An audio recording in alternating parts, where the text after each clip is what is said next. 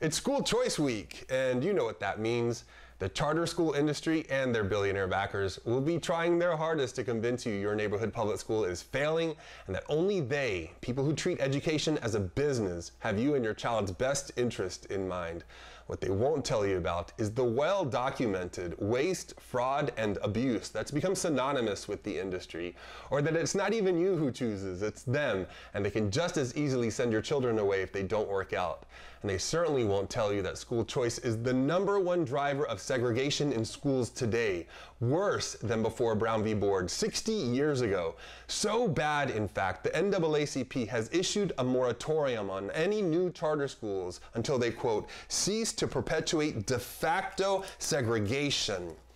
Still, education profiteers like Betsy DeVos insist school choice is the civil rights issue of our time. What DeVos fails to understand is the intentional, structural racism that's been accepted by Democrats and Republicans, where children from Black and brown communities are intentionally underserved by the system all citizens pay taxes into. According to the United Nations, America currently ranks 17th in the world in education. But when you remove the results of children living in poverty, we jump to #2. It's obvious we know how to educate children. We simply refuse to educate the poor, the Black, and the brown. When confronted with the fact that only 1 in 5 charter schools outperforms traditional public schools, despite the fact they can draw and discard children like playing cards, some parents still choose to take their own child out of a school with those kids and enroll them in one that more closely aligns with their own socioeconomic background.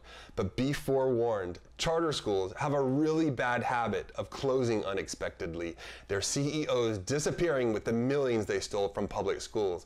And when that happens, your child won't have a neighborhood public school to fall back on after years of unfunded mandates, abandonment, and neglect. If you found the information in this video helpful, go ahead and share it with a friend. And don't forget to click on the subscribe button so you can find me again.